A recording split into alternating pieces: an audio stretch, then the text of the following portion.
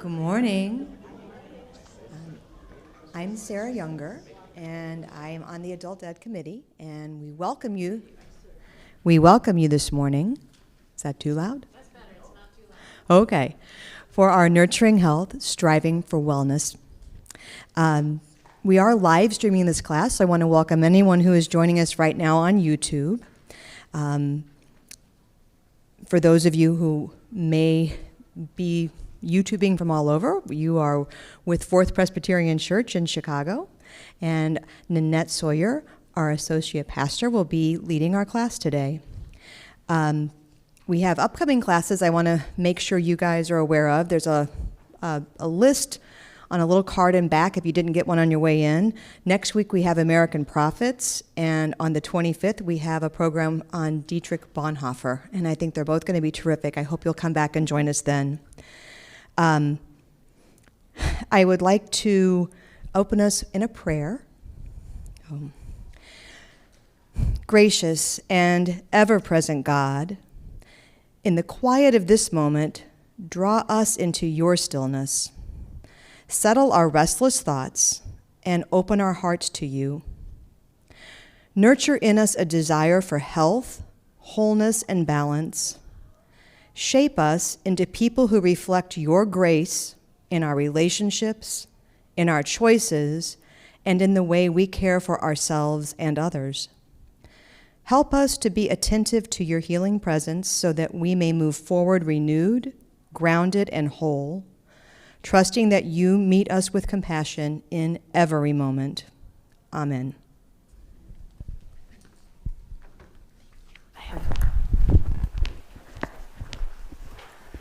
Well, good morning, everyone. It's wonderful to be here with you today.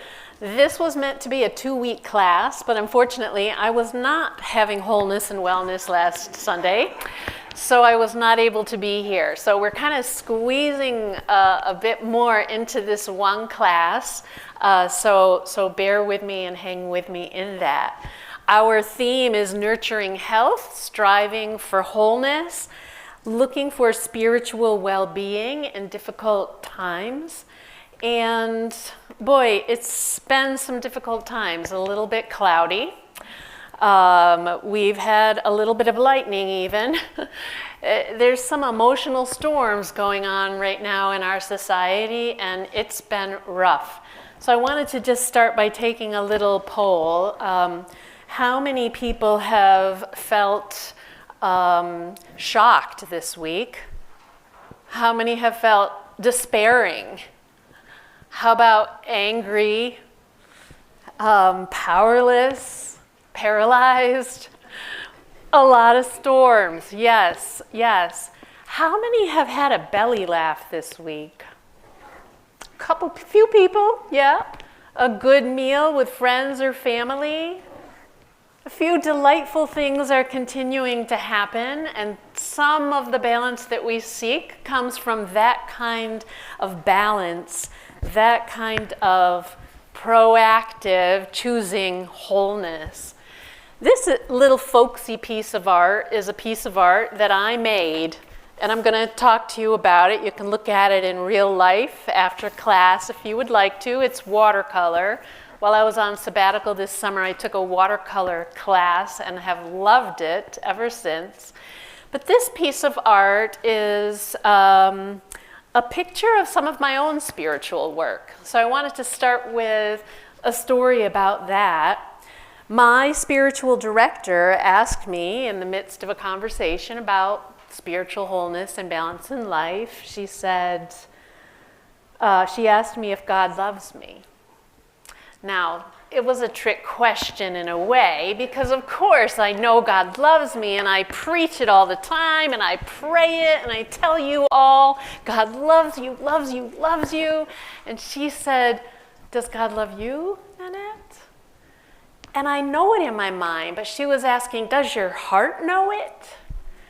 Does your body feel it? Do you move through the world in that place of knowing that God loves you unconditionally? And I thought about it, and I said, I don't know. In those places, in the heart, in the body, like, yeah, I know in my head, but I don't know. She said, what does God's love, God's unconditional love, look like or feel like? What's it like? And I thought about it. I thought about times when I have felt that love. And the image that came to mind, do you know that feeling like just on the cusp at the end of winter as spring starts to come, and one day you open the door and step outside and you smell spring. The air is like warmer than it has been for a while, and you smell kind of like earthiness and freshness, and it fills your lungs in a way that your lungs have not been filled for months in the winter when everything was tighter and colder and drier. I said, that's what God's unconditional love feels like. That moment when spring air comes in and it's fresh and it's possible and it's new life and it's growth and it's hope and it's next steps and new stages. God is there, and it's just extra fun that it was an idea about breath, because we always talk about how God breathed God's very spirit into us when we were created. So spring, fresh air, God's presence. Ever since I described that to her, I've been practicing this as a spiritual practice, trying to remember what that sensation feels like. When I believe in my spirit, in my heart, in my body that God loves me, I feel calm. I feel peaceful. I feel capable. I feel safe in the world. But when I don't believe it, I doubt myself. I feel like, I'm not good enough. I'm going to mess that up. I'm going to fail at that. This person isn't going to like me. This bad thing is going to happen to me. So the spiritual practice is to keep going back to this sensation, to keep remembering what it feels like and keep trying to let my body feel it too and let my heart know it. And that's what we talk about when we say, or when we think of Jesus saying to the woman at the well, if you drink of these waters, you will never be thirsty. So I learned interesting things about myself while I did this. While I went and sat down and said, okay, what does it feel like? What colors? What are the images? How do I draw spring? I thought my drawing would have like chunky earth, like dry and dead, but God's breath coming in, and I just started making this and thinking, no, actually, this is who I am. And God is nourishing and nurturing that, and that is in me all the time too. So even when I think I'm dry, winter, hard soil, there's the beginnings of the seeds, and the water is underneath, and that's an image of God. And when this breath and spirit comes in to fill me, it's nourishing that which is already in me. God's breath, God's life, God's being, God's unconditional love.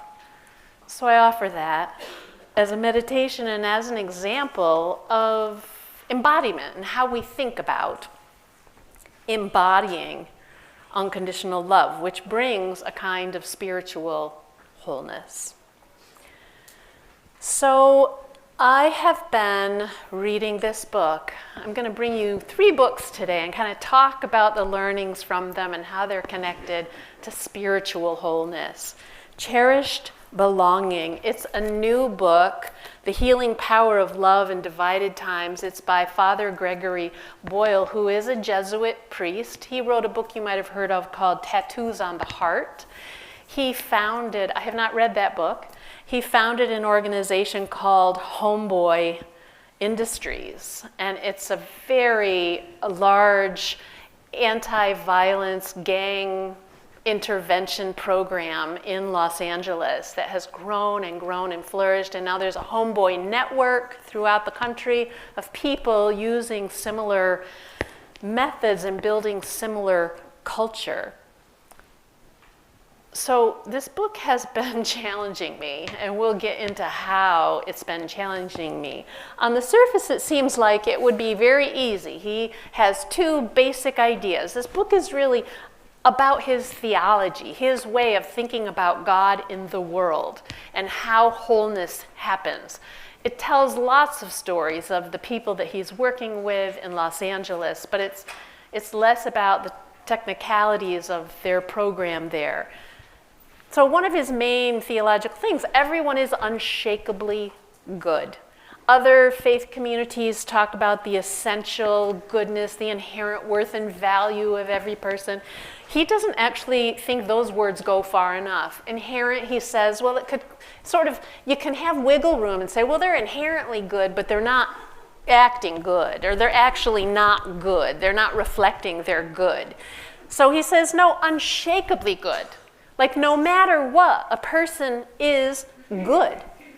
And that we belong to each other.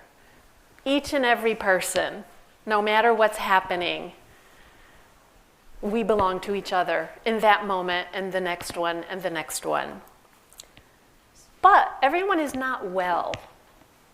Everyone is not healthy, because a healthy whole person would not harm other people or themselves. If they were healthy and whole, they would be loving each other. They would be joyful all the time. They would be connected.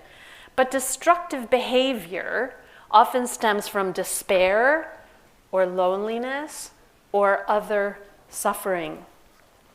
So he has a few statistics on this, like 75% of women who are addicted to heroin are sexual abuse survivors, like the despair, the loneliness, the suffering, the poverty. There is a traumatization and a brokenness that happens to these beautifully, unshakably good humans. So what's needed is not punishment or control, but healing. So this is like his major thing about the book. What our culture, our society, and our world need is healing, not more punishment or control. And it's healing, not saving. It's not saving a bad person. It's helping them to heal. And how do we heal? That is the question and the examples in the book. One of the main things he talks about is the power of kinship. So in his context, the homeboy industries in Los Angeles, it's about former gang rivals working side by side and developing a culture of kinship which overcomes those deep-seated divisions and the cycles of violence that people are stuck in. So it's developing a culture of cherished belonging. That's the name of the book. Cherished belonging. Everyone, even when they're not well, shakably good, we belong to each other.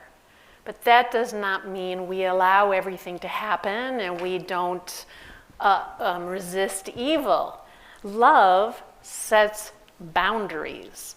So I wanted to tell a little story about love setting boundaries. Here, let me go to this page 102. So he tells a story about love, like what is love and how do we love each other? And he talks about a parent's love as an analogy for God's love for us. And he says, in truth, we don't really love our children, we cherish them. Cherishing is love fully engaged. Cherishing is tenderness in action. Like everyone at Homeboy, Miguel, our head of security, is a constant hugger. He hugs. His hugs, though, come with a side order of vigilant pat-downs. He's the head of security. Then he will open his immense jacket, for he is an imposing vato, and indicate an inside pocket in his coat.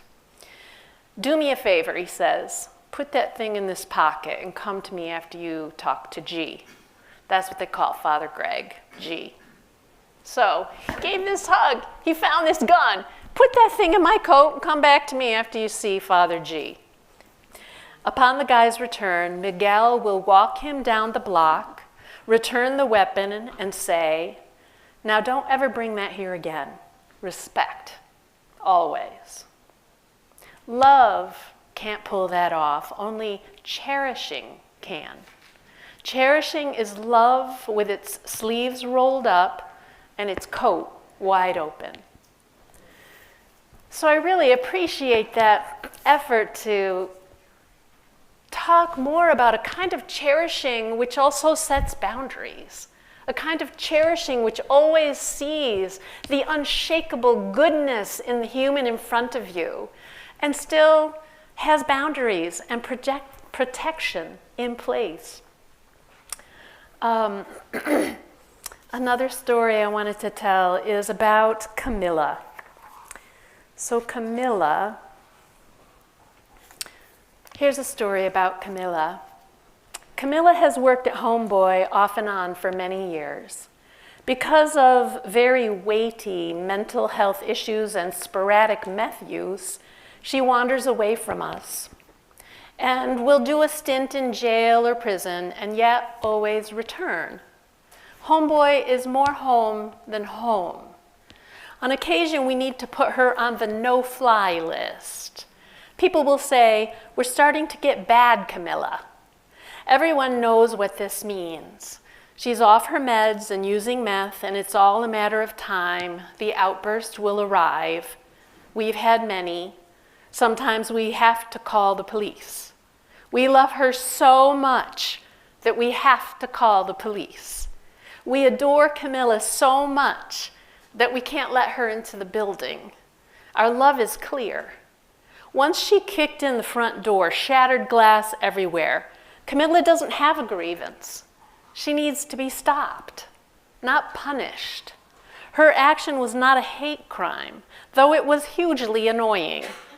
I didn't take it personally. Not for even a second did I think this vandalism touched her goodness or jeopardized her belonging to us. She's not well, and we will only point her toward her own health and do everything we can to lovingly help her get there.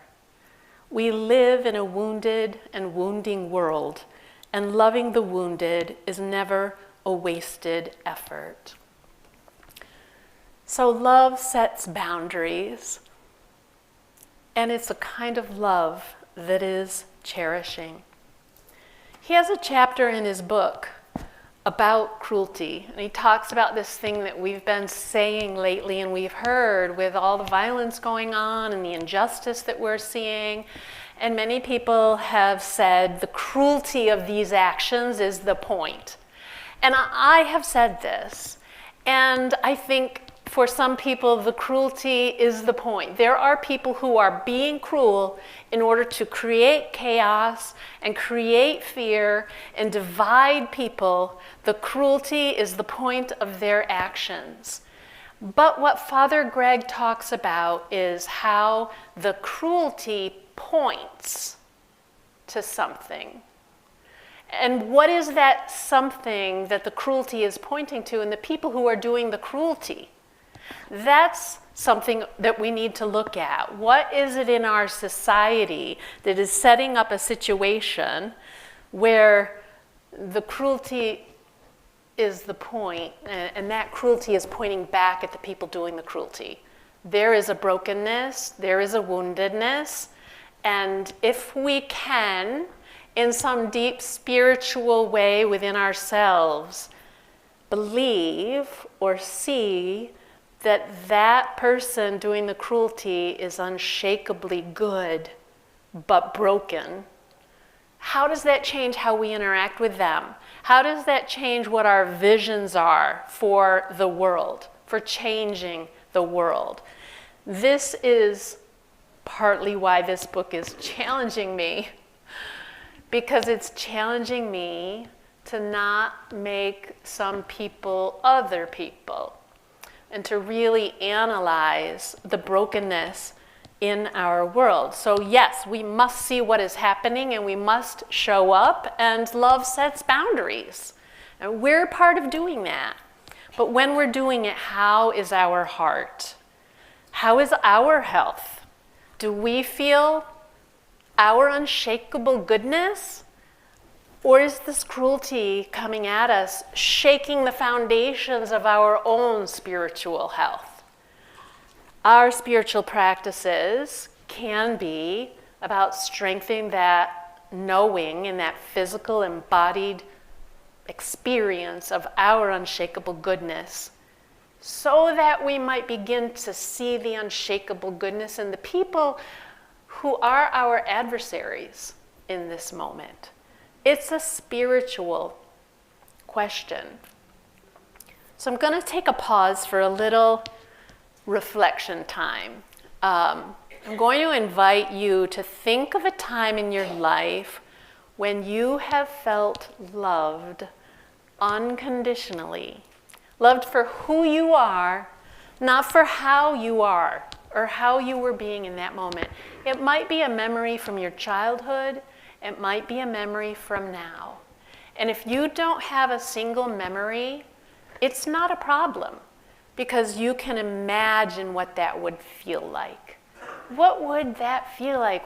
Our spirits know what it would feel like to be loved unconditionally. Because we exist, because God created us. So I'm going to give us just a few moments of silence to reflect on that, bring that experience to mind, and reflect on what it feels like in your body, in your heart.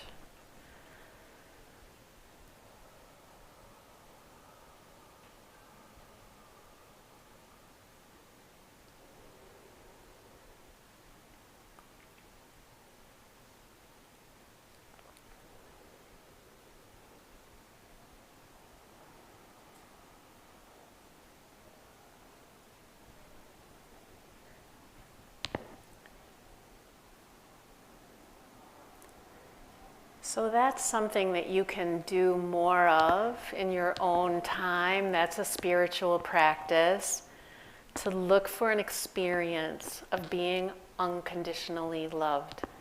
There's a kind of meditation called loving kindness meditation. That phrase comes from the Buddhist community, but when I was learning from a teacher, John Kabat-Zinn, not personally. He's a very well-known meditation teacher. I was learning from his masterclass videos. And as he invited the listener to do this exercise of imagining a time when they felt loved unconditionally, I could not think of a time when I really felt that safe. I know it in my head, but I couldn't think of a time. I kept doing the meditation, and after a while, little moments, little memories did start to flood in, and now I try to think of and remember those times.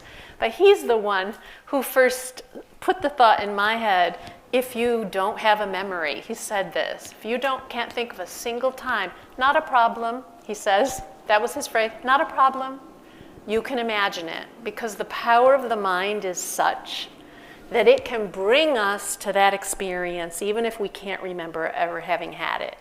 So loving kindness meditation starts with finding ourselves beloved and cherished. And then we can start to share that. And in the loving kindness meditation, you start with, may I feel loved. May I feel safe. And then you go on to, may all beings feel loved. May all beings be safe. And that loving kindness meditation is very powerful. It will change us. So I'm going to move on to another book that has been really helping me a lot, a very beautiful book called What It Takes to Heal, How Transforming Ourselves Can Change the World. Prentice Hemphill is a therapist, a counselor, and she has founded an organization called the Embodiment Institute. And what they focus on is healing based in relationships based on curiosity about each other, and based on courage. So their vision of their organization is this: we envision a world where we use power to heal rather than destroy. One where people are free to fully feel their lives and are neither forced into numbness nor reactivity. We envision a world where our relationships with ourselves, with each other, and with the environment are authentic, intimate, and regenerative. So the spiritual practices then that they offer have to do with embodiment, connecting to bodily habits, sensations, and beliefs so that we can have a deep and true transformation. So you can see how this kind of flows out of the Greg Boyle work. It flows out of my meditation of trying to feel the embodied experience of God's unconditional love. They also then focus on community, talking about how healing is interdependent. We heal each other, and that it happens collectively, and that it's woven into social movements and relationships. So Prentice Hemphill is also an activist, as well as an amazing therapist and founder of this organization. And she was very much involved in one of the branches of the early Black Lives Matter movement. And this has led to a lot of her self-reflection about how do we heal as individuals so that when we are trying to heal the world, we're empowered to bring that healing where we go. She talks about feeling emotions fully, and that this is central to learning, understanding, and changing. Our feelings are not something to avoid. So if we push away our emotions and we don't recognize that that uncomfortable feeling in our stomach is terror on some level, then the terror just starts to control us, or if the anger is there, where is that coming from? She tells a story about being with one friend fighting and saying something like, well, I know what you're going to say because people always... And her friend interrupted her and said, now why are you talking to people who aren't here in the room? And Prentice talks about learning to recognize that she was bringing the past into this present moment, rather than being in this present moment, rather than looking at now, why did all those thoughts and feelings rise up in me now? Because true, that's not from this person I'm interacting with right now. That's a past wound, a past experience. So recognizing our feelings is important to our own healing. She talks about how inner healing and societal well-being are linked together, requiring that we address trauma personally before we can dismantle the harmful systems. And she is definitely about dismantling the harmful systems, as is Father Boyle, who said at one point in his book, because a destructive behavior stems from despair, loneliness, or suffering, we address poverty, despair, trauma, and mental health. You have to address what's happening in the society to heal the society. It's not just an individual doing a bad thing or an individual feeling bad or being traumatized. There are systems in place that reiterate certain kinds of experiences, and we need to also analyze them and interact with them as individuals, and I would say as spiritual beings.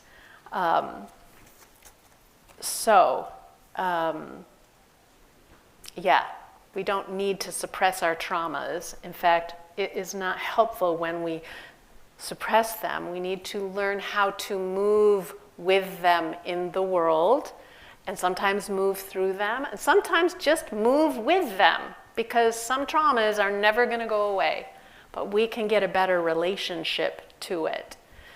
So one of the things that Prentice Hemphill writes about is how it is helpful to challenge the dualities that our culture gives us and that we internalize and take into our own selves. So we need to get beyond this idea that there's good people and bad people. There's the people doing the harming, and there's the people who are harmed. These binaries are not helpful. We need to see the complexity in ourselves and others. So, an example, she's working with couples who are fighting, who have an ongoing challenge, and she identifies that sometimes two people in conflict are not really trying to understand what happened. They're trying to prove that they are innocent. I'm not the innocent one.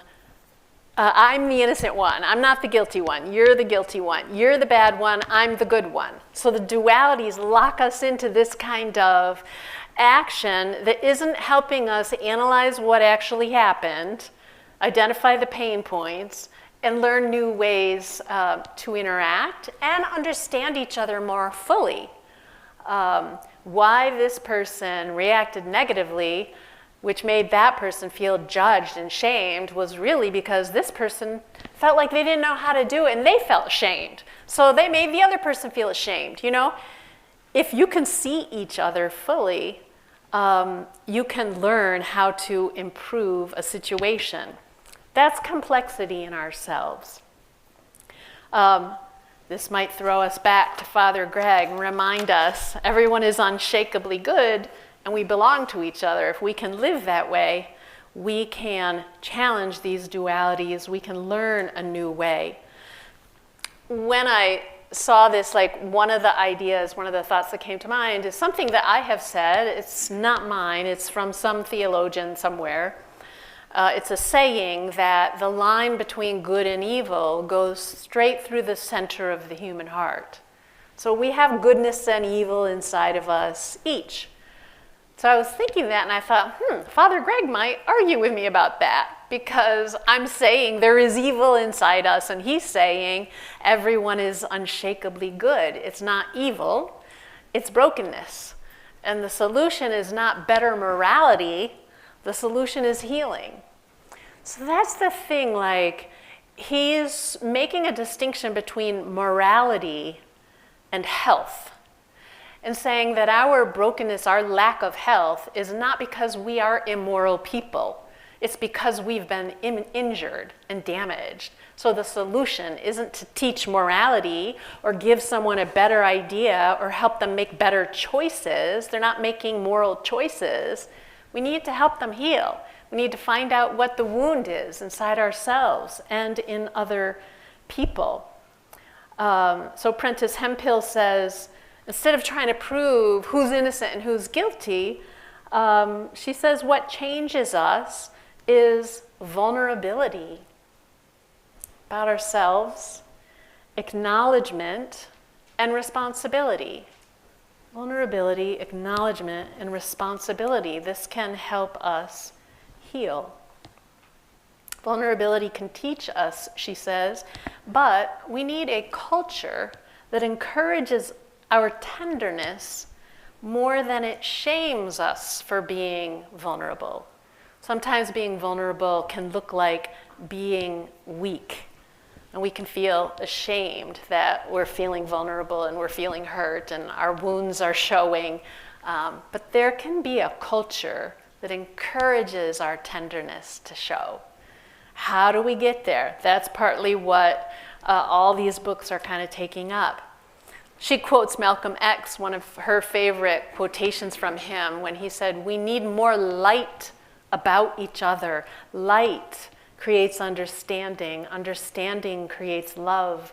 Love creates patience, and patience creates unity." And then Prentice Hemphill's words, "Love is the light we make in the darkness of times." Finding that unshakable goodness and that cherished belonging helps us in the darkest of times. Prentice Hemphill kind of reflects on her own process of healing from her own traumas. And she said, being loved has felt like being coaxed out of my body's protection and received. Being coaxed out and being received. And everyone I've known involved in social change carries the story or the face of someone who was not loved by the world. So again, that's the clash of systems in the world not loving people, not treating them well. And so in social change, we feel that grief and rage. But she said before the grief and under the rage is love. We want to be loved on every scale, to have ourselves be loved enough that we are reflected in the world and systems we create, to be willed into existence and to be mirrored and protected. Love can bring us closer to the work of liberation. She has a whole chapter on courage and what embodied courage is like. Embodied courage is a courage that you feel, that you're aware of. It doesn't shut down our sensitivity, though. It doesn't say, don't be afraid. If you're afraid, shove that down and just do it anyway and just be, courageous. It's not that kind of courage because that is wounding us. We need the vulnerability and the fear that we feel. In courage, we are still afraid, she says, but we resist fear's contractions. We resist the suggestion that our shudders should be hidden and we should just be strong and push through. Well, we want to be human while we're in this process of transformation, and our humanity includes our vulnerability. Embodied courage, she says, allows us to harness the rush of energy that fear provides, and instead of retreating, we act. We do something risky, yet purposeful. Courage is grounded in what we love. So I thought that was a really helpful, insightful thing, that when we are brave to stand up for something, even if we're confronting fear, it's because we love something. We love the people that we're trying to help or support or defend. Love, again, is the beginning and the end and the middle. It's all about the love. So I want to tell a story about Kiana, one of Prentice Hemphill's friends.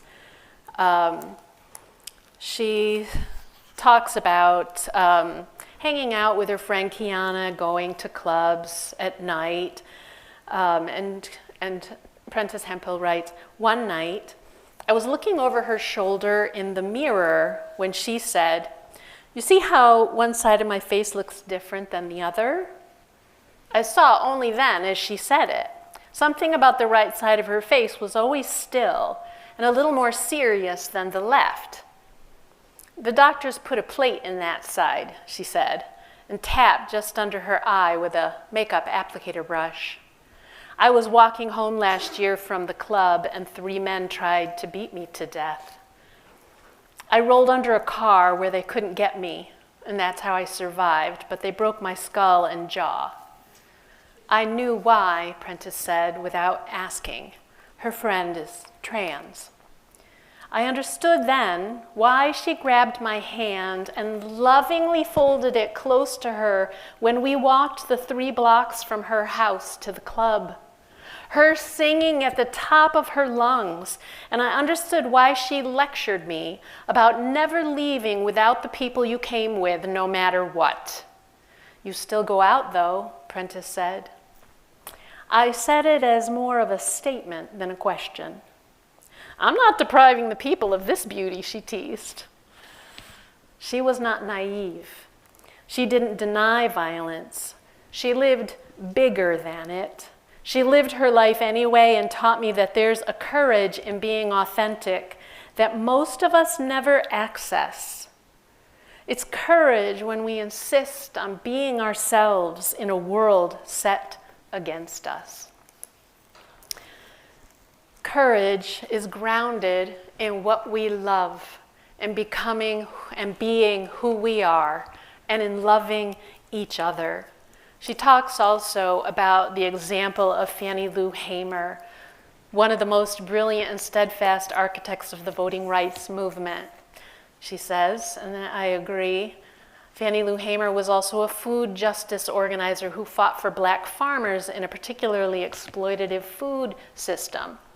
It wasn't until 1962 that Hamer became aware of her constitutional right to vote, as white leaders in power in Mississippi used many means to prevent that: literacy tests, poll taxes, fraud, intimidation, and brutal violence to prevent black people from voting. After attempting to register to vote for the first time, Hamer was fired from her job as a timekeeper at the Marlowe plantation and forced to leave her family and live elsewhere. While staying with friends in Ruleville, Mississippi, their house was sprayed with bullets by white supremacists. Still, she managed to register to vote that year. She ended up being arrested with 6 other people and beaten brutally, and sang hymns while that was happening as a way to try to survive the assault. When the darkness appears, she sang, "Lord, linger near," or I shall not be moved. Like a tree planted by the water, I shall not be moved. And later, when she was asked how she continued her work for social justice, she said, "I'm never sure anymore when I leave home whether I'll get back or not." Sometimes it seemed like to tell the truth today is to run the risk of being killed. We're feeling that a little bit right now, this week. But Fannie Lou Hamer said, if I fall, I'll fall 5 feet 4 inches forward in the fight for freedom. I am not backing off. The torture that Fannie Lou Hamer faced did not turn her away. It mobilized her because of her love for the people, her respect for self. Courage is grounded in what we love. So let's keep loving. Let's keep loving. We need courage, especially now. This is Prentice Hemphill. The courage to heal and change, the courage to come to terms with our history and the complexity of the challenges we face, the courage to lead and create, the courage to be nuanced when everyone around us is rigid, the courage to be thoughtful in our solutions, even when we are faced with the most reactionary tendencies. Every inch of progress, every ounce of love, every truly meaningful action from here on out will happen through courage, not comfort. It's risky to do something courageous. So everybody take a deep breath. I'm going to shift gears a little bit. I want to bring something that I would have brought last week. Last week's theme was Christian meditation. So I want to take a few minutes just to present another tool for you and another book that might be helpful. The book cover of my book looks different from the cover on the screen, but the current cover I think looks like this: Open Mind, Open Heart. This is an older book. The other two I shared are pretty new. But this one I think was written like in the 70s originally.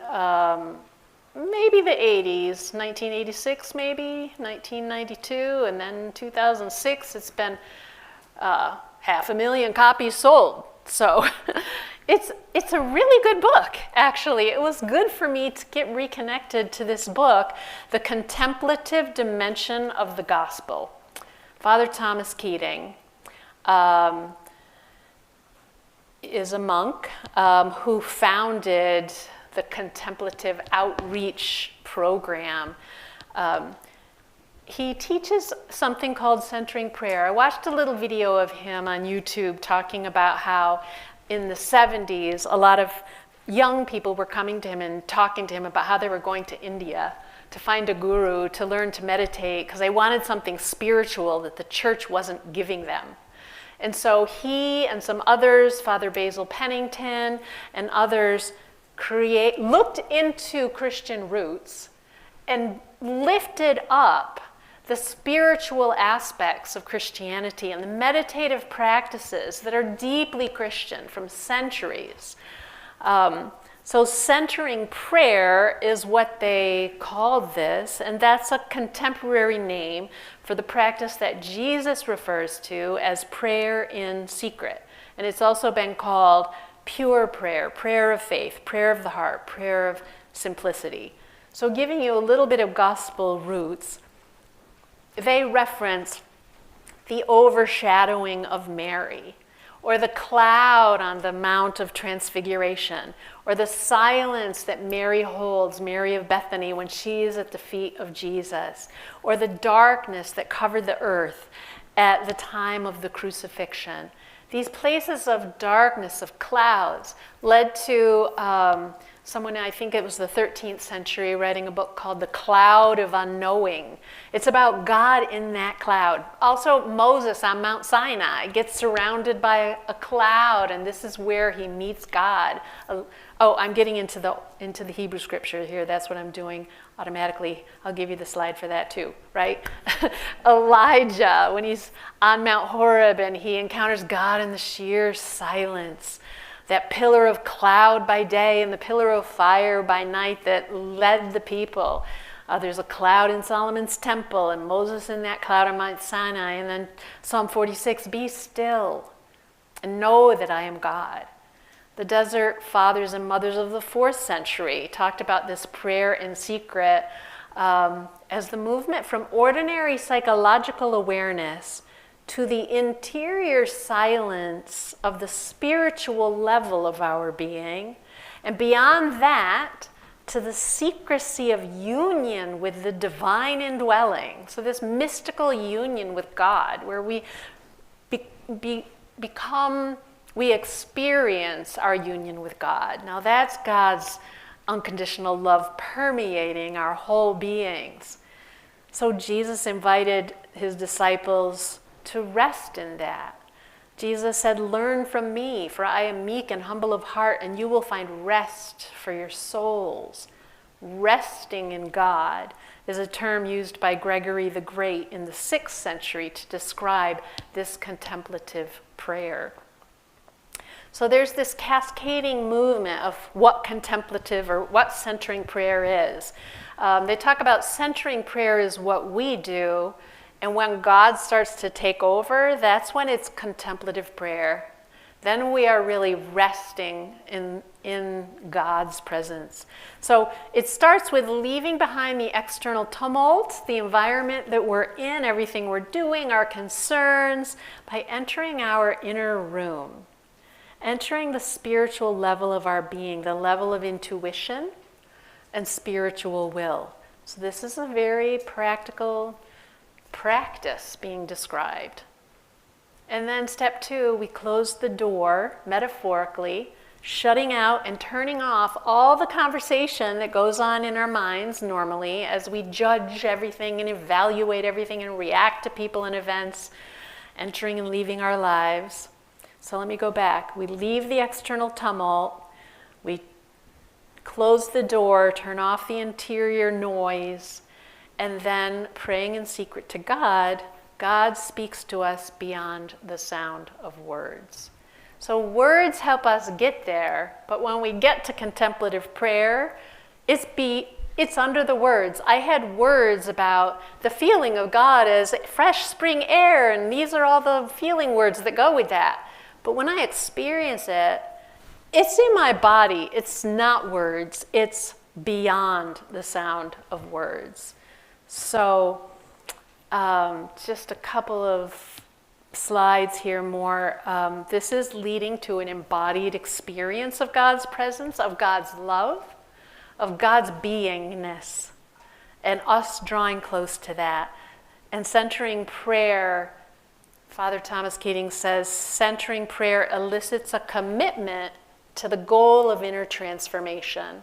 So that's a thread from all the resources that I'm lifting up for you today, this goal of inner transformation that empowers us to be whole, that empowers us to contribute to the wholeness of the world. The only initiative that we take during the period of centering prayer is to maintain our intention of consenting to the presence and action of God within. because God is already within us. God is always already at work within us. But we're so busy talking and worrying and judging and evaluating that we're not always experiencing that. So centering prayer is intending to consent to what God is doing within us already. This we do by gently returning to the sacred symbol, and I'll say a few words about the sacred symbol, when we notice that we are engaged with thinking some thought, feeling some feeling, having a bodily sensation. So when we sit in silence, we're never going to be able to just be in sheer silence like the moment Elijah had. I think he probably only had it for a moment also. And then our brains are going to do what our brains are made to do, which is make connections and think and analyze. We want our brains to be able to do that. But for this period of centering prayer, we're practicing thanking our minds for that, but returning to this centered intent place. So we have this beautiful field of lavender to reflect upon. The sacred symbol is often a word. It's called a sacred word. And what makes it sacred is not the meaning of the word. It's the intent that you put into the word. So I tend not to choose an explicitly religious word that makes me think about theological issues and questions. My sacred word is open, because that conveys my intent in a very simple way that does not distract me. Other people might use silence, but they might use love or peace or grace. It could be an explicit word like Lord, Father God, or Mother God, or whatever speaks to you. But for me, open. So we're going to do this for 1 minute. And 1 minute is going to feel like a long time. But think about what a word would be for you that you could make sacred by your intention to use it. And I'm going to see if I can ring a little chime. We'll see if I can.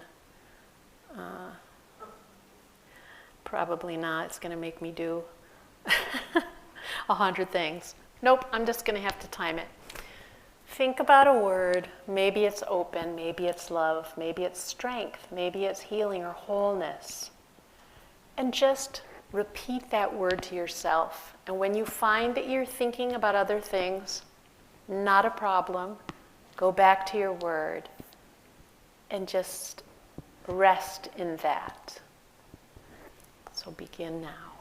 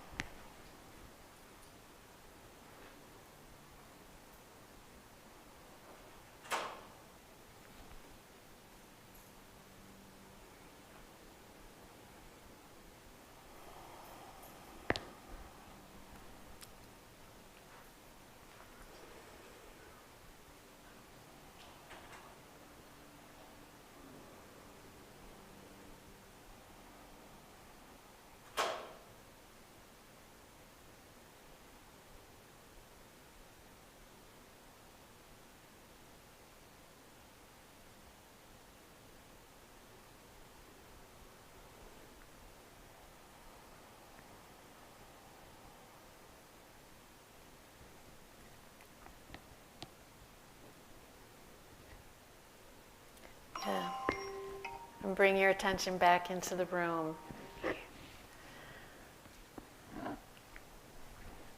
So our time is coming to an end, and I invite you to turn to someone near you and just say a couple of words about what that was like to try to do a sacred word for 1 minute. Was it hard? Was it easy? Did you find a word? What was your word? You never want to do that again in your life. You can't. You can't believe how long a minute is. Just say something to somebody nearby. Yeah, tell the truth. Like,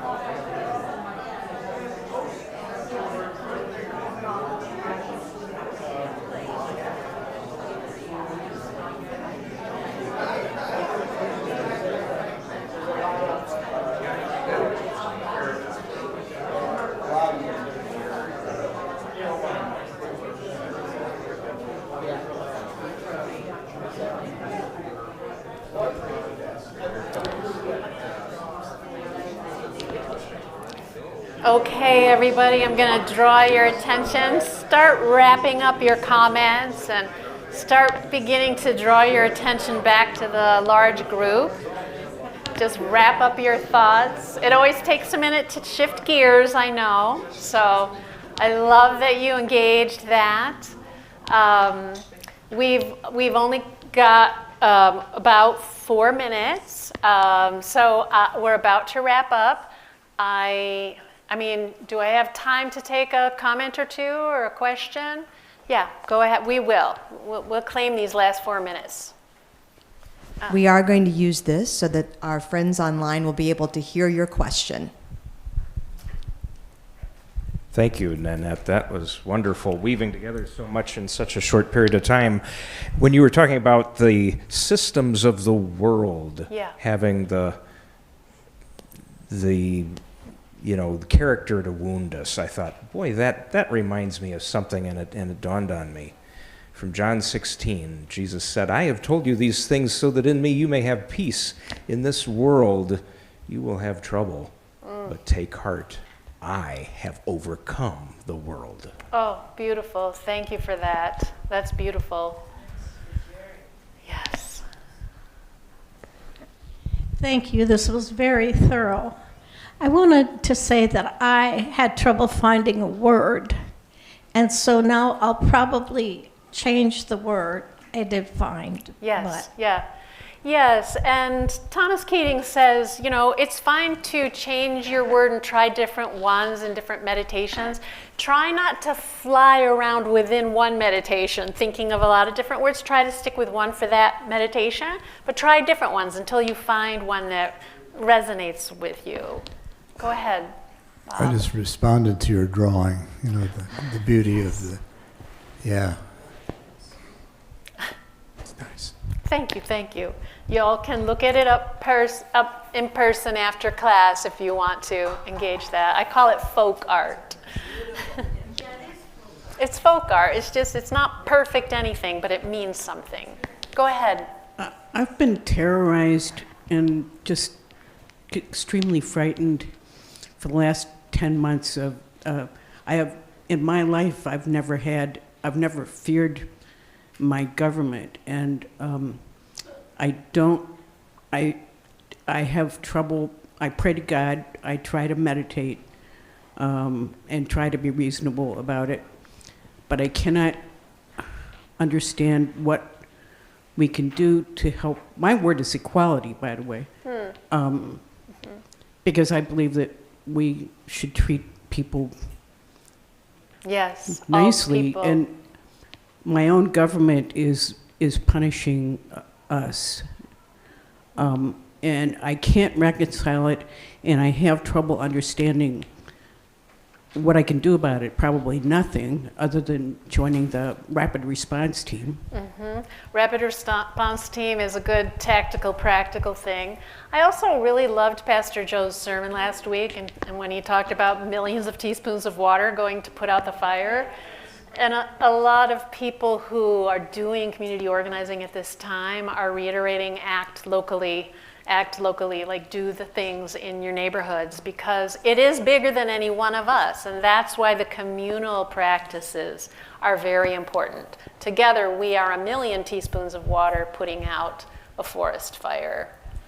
Thank you, Marilyn. It's a struggle. I think also what I got from some of these thinkers and writers is to ask the question your feelings about that in a deeper and deeper way. I'll give a little silly story maybe to illustrate that. Father Greg had a period of time when he had terrible insomnia, like for weeks. He was so frustrated, he finally went to some wise Jesuit priest for advice, and the priest said, "What are you really afraid of? Like, what's the worst thing?" And after he thought about it, Father Greg said, "I'm afraid I will never sleep again."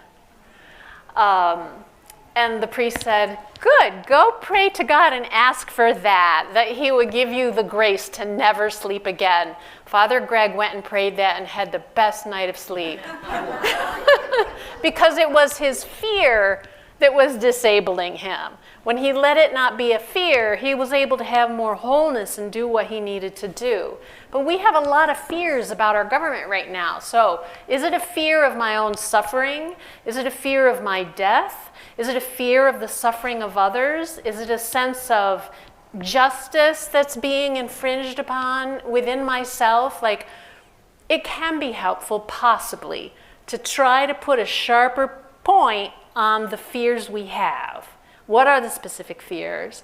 And if we can be more specific about it, maybe we can get ideas about specific antidotes we can have. But none of us can fix it alone. And if we allow ourselves to believe the myth that we are separate from each other, we will continue to feel more disempowered and more despairing and overwhelmed. We have to keep remembering that we belong to each other. We belong to each other. It may or may not help, but that's what I got right now. Well, thank you so much for being here, everyone. Thank you, Nanette. Really great program. Appreciate so much you being with us this morning. Thank you so much.